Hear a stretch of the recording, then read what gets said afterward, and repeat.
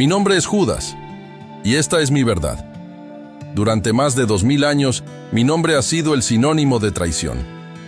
Cuentan la historia del beso, del acto de cobardía, del vil intercambio por 30 monedas de plata. Pero ellos no comprenden. No vieron la carga sobre mis hombros, ni el peso de un juramento sagrado. Ellos narran un final trágico, pero no conocen el glorioso comienzo. Un plan concebido en el corazón de Dios y encomendado a mi alma. ¿Fui un traidor? El mundo lo ha creído. ¿O fui el mártir de un plan más grande? El único hombre lo suficientemente fuerte para cargar con un destino que nadie más podía soportar. Yo soy el martillo de Dios. Y mi verdad, la que he guardado en el silencio de los siglos, está a punto de ser revelada. Mucho antes de que el mundo me conociera como el Iscariote, el que vendió a su maestro, yo era simplemente el zelota. Mi fervor por la ley y la liberación de Israel ardía en mi pecho como una llama incontenible. Como muchos de los míos, esperaba al Mesías, no como un redentor espiritual, sino como un rey guerrero, un león de Judá que aplastaría la opresión romana y restauraría la gloria de nuestro pueblo. Vivía en la sombra, mis manos endurecidas por el trabajo y mi mente afilada por la injusticia. Fue en esa vida de fuego y fervor donde lo conocí. Él no era lo que esperábamos. No venía montado en un caballo de guerra, ni llevaba una espada. Su poder no residía en la fuerza de los ejércitos, sino en la calma de su voz y la simpleza de sus palabras. Su mirada era un océano de sabiduría, y cuando me vio, sentí que penetraba hasta lo más profundo de mi ser, viendo la verdad que yacía bajo mi rabia y mi celo. Me llamó. «Sígueme», me dijo, y no había un llamado más puro. Cuando lo seguí, lo hice con una fe absoluta, una fe que superaba a la de los demás. Mientras los otros discípulos se maravillaban de sus milagros, yo me maravillaba de la visión, del plan que se desplegaba ante mis ojos. Vi cómo curaba a los enfermos, no solo para sanarlos, sino para demostrar su dominio sobre la enfermedad y el sufrimiento. Vi cómo calmaba las tormentas, no solo para salvar a los pescadores, sino para probar su poder sobre el caos de la naturaleza. Y cuando transformó el agua en vino, entendí el verdadero significado de su misión: cambiar la esencia misma de la realidad. La gente lo seguía por sus milagros, por las promesas de un mundo mejor, pero yo lo seguía por la verdad. Comprendí que su reino no era de este mundo, que no venía a destruir a Roma con acero, sino a aniquilar la tiranía del pecado y la muerte. Y entendí que este acto final no sería un acto de guerra, sino un sacrificio, una ofrenda para la humanidad. Un sacrificio que requería una última pieza en el gran rompecabezas de la salvación, una pieza que nadie más podía encajar, y esa pieza era yo. Me eligió, y yo lo elegí a él, para un propósito que nos trascendía a ambos, un pacto secreto, un entendimiento tácito que me separaba del resto, y lo que tenía que hacer, lo haría, no por dinero, no por miedo, sino por el inquebrantable amor que le tenía, que nos llevaría a un final que todos creyeron trágico, pero que yo sabía que era la culminación de un plan divino. Me confió el tesoro, el dinero de la misión, no porque fuera el más honesto o el más digno, sino porque me conocía. Sabía que mi corazón no sería seducido por el brillo del oro, sino por la pureza del propósito. Él sabía que yo era el único zelota entre ellos que había renunciado al sueño de la guerra terrenal para abrazar una lucha espiritual mucho más grande. Sabía que mi fe era un martillo, no una espada, y que golpearía donde era necesario, sin dudar, sin temblar. Las noches en los caminos de Galilea eran frías, pero nuestras conversaciones eran más ardientes que cualquier fuego. Mientras los otros discípulos dormían, él me explicaba las parábolas no como historias, sino como profecías vivientes.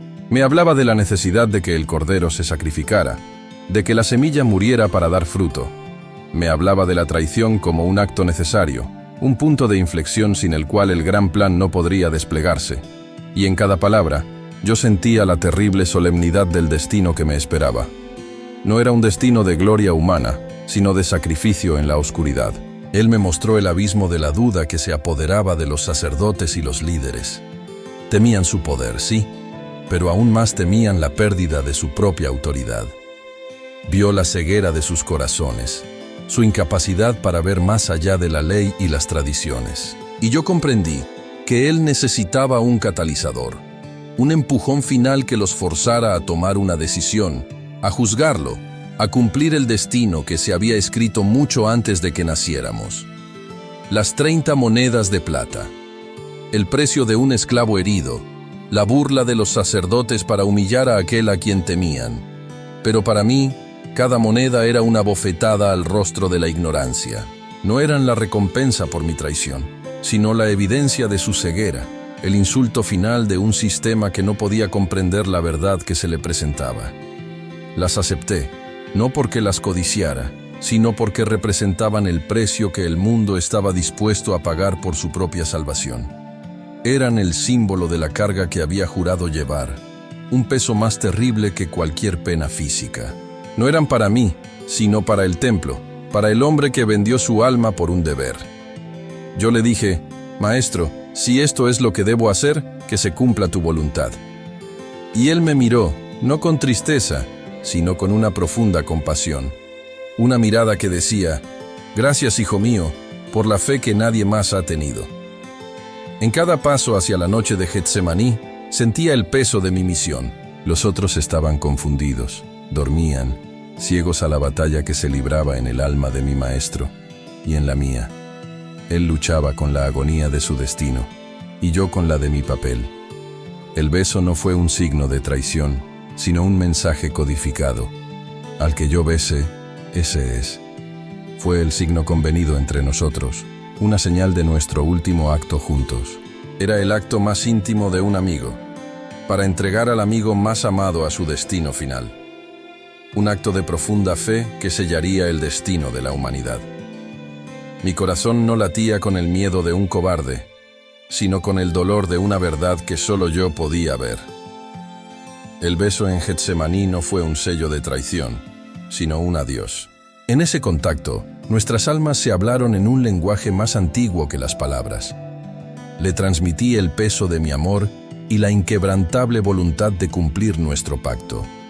Y en su mirada vi una respuesta que me dio la fuerza para seguir adelante.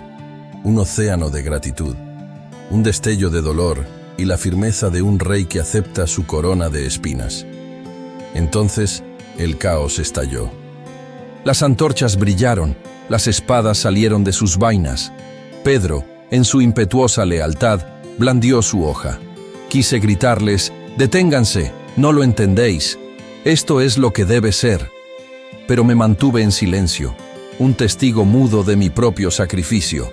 Al ver sus rostros, llenos de confusión y rabia, supe que mi papel no solo me separaría de mi maestro, sino también de mis hermanos. Ellos me verían como el villano, el Iscariote, el que les robó la esperanza. La soledad que sentí en ese instante fue más punzante que cualquier tortura. Había cumplido mi parte, pero el precio no era el oro, sino el desprecio de cada uno de los que amaba. Y me alejé. No huí, sino que me retiré. La misión estaba completa, pero mi calvario apenas comenzaba. Los soldados lo llevaron, y yo me quedé en la oscuridad, un fantasma en la noche, observando cómo se cumplía la profecía. Los demás huyeron, buscando refugio en sus propios miedos, pero yo me quedé.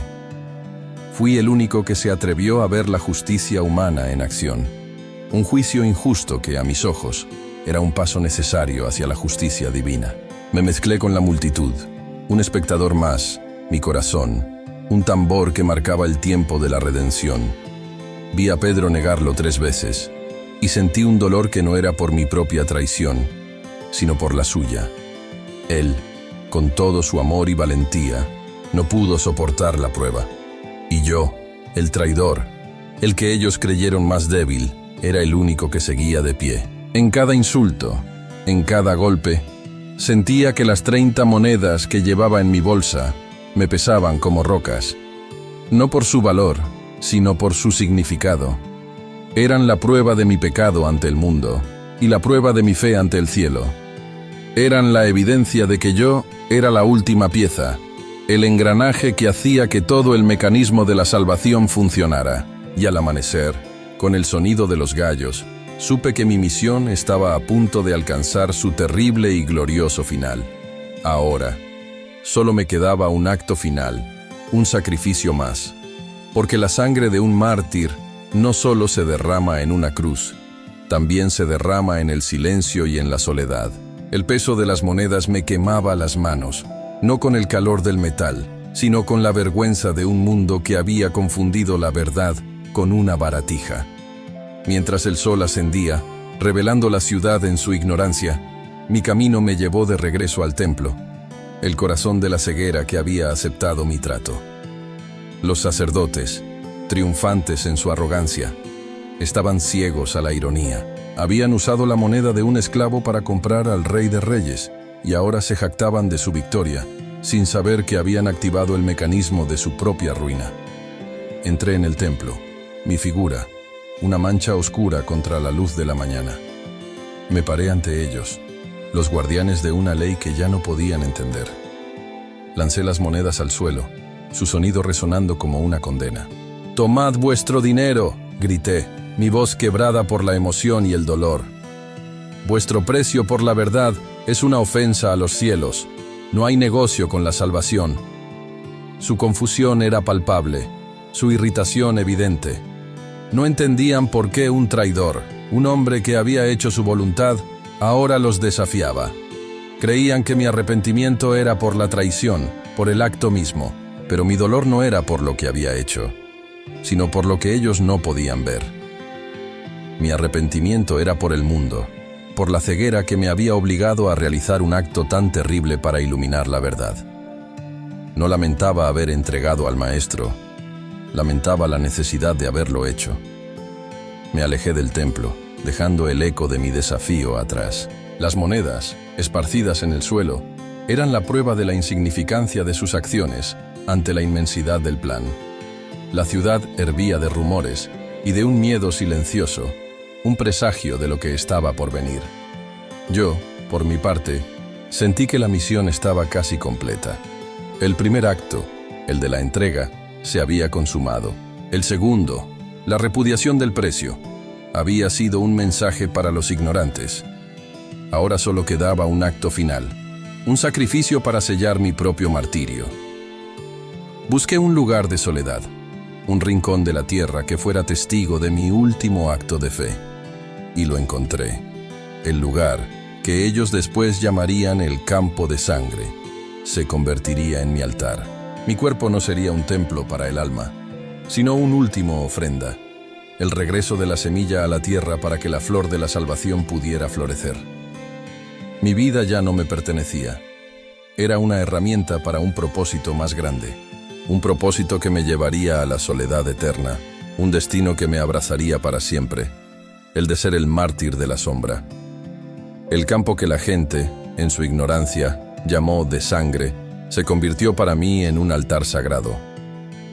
Me dirigí a un árbol solitario, su tronco retorcido por el viento, sus ramas una silueta oscura contra el cielo pálido. La noche había traído consigo un silencio profundo, solo roto por el lamento de mi propio corazón. No era un lamento de remordimiento, sino de un dolor más puro y terrible, la angustia de haber llevado una carga que nadie más podía ver o comprender. Y fue allí, en ese lugar desolado, donde cumplí mi último juramento. Mi acto no fue de desesperación, sino de una fe inquebrantable. No buscaba el perdón de los hombres, sino la aprobación de aquel con quien había hecho el pacto. Con cada paso hacia el árbol, sentía que me liberaba de las cadenas de la carne, de las mentiras de este mundo.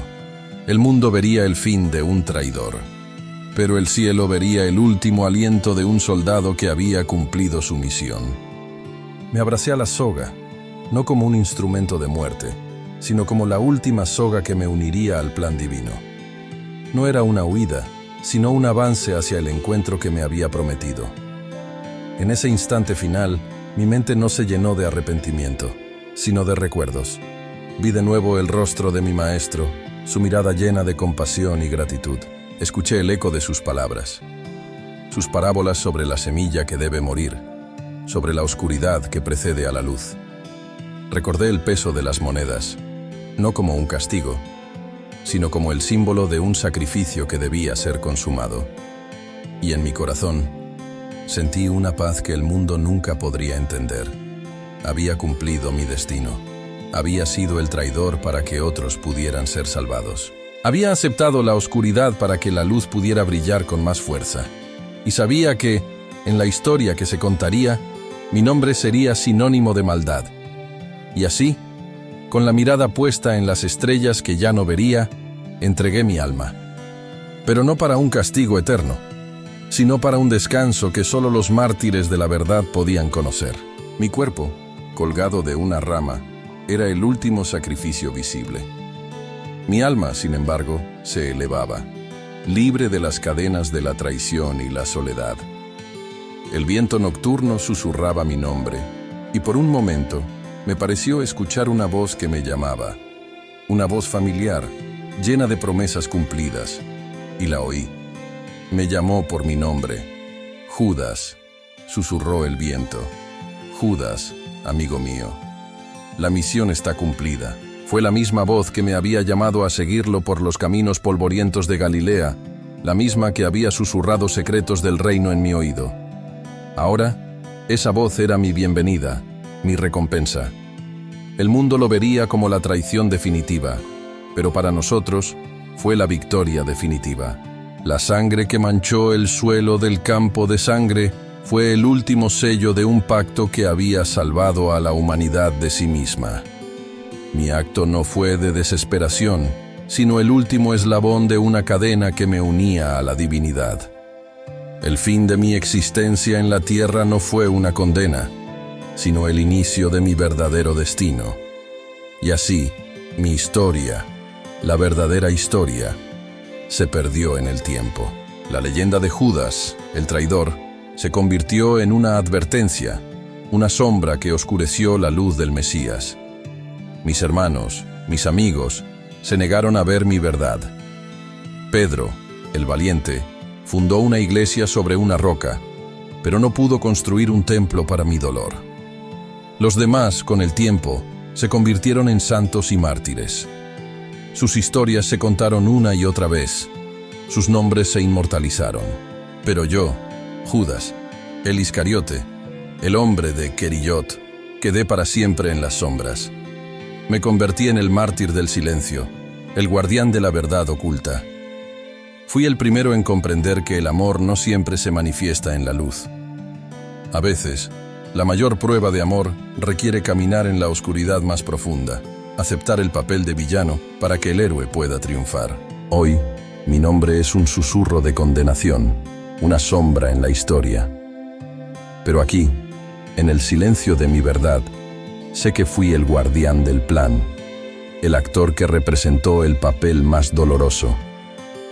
No busco el perdón de la historia, ni el reconocimiento de los hombres. Mi único consuelo es el eco de su voz, la promesa de nuestro pacto, y la certeza de que mi traición fue, en realidad, el acto supremo de la fe. Y así termina mi evangelio, no con una traición, sino con una revelación. Una historia que no se trata de cómo un hombre traicionó a su maestro, sino de cómo un hombre se atrevió a cargar con el peso del mundo por amor. La historia de Judas, a menudo contada como una tragedia de traición, podría ser en realidad una épica de fe. Una prueba de que el amor más grande no siempre se manifiesta en los actos de luz más brillantes, sino en la valentía de cargar con la sombra para que otros puedan brillar. Este evangelio del traidor nos invita a reconsiderar lo que creemos saber sobre la fe, el sacrificio y la verdad. Nos desafía a ir más allá de las apariencias y a preguntarnos, ¿estamos juzgando las acciones de alguien sin conocer el propósito más grande detrás de ellas?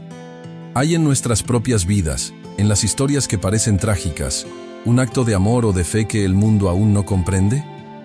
Quizás la verdadera traición no fue el beso en el huerto, sino la ceguera de un mundo que se negó a ver el sacrificio de un mártir, la fe de un hombre que se atrevió a cargar con el peso del mundo por amor. Cuéntanos qué opinas de la historia. Si esta historia toca tu corazón, compártela con quienes más amas y acompáñanos suscribiéndote al canal para seguir creciendo juntos en esperanza, fe y amor.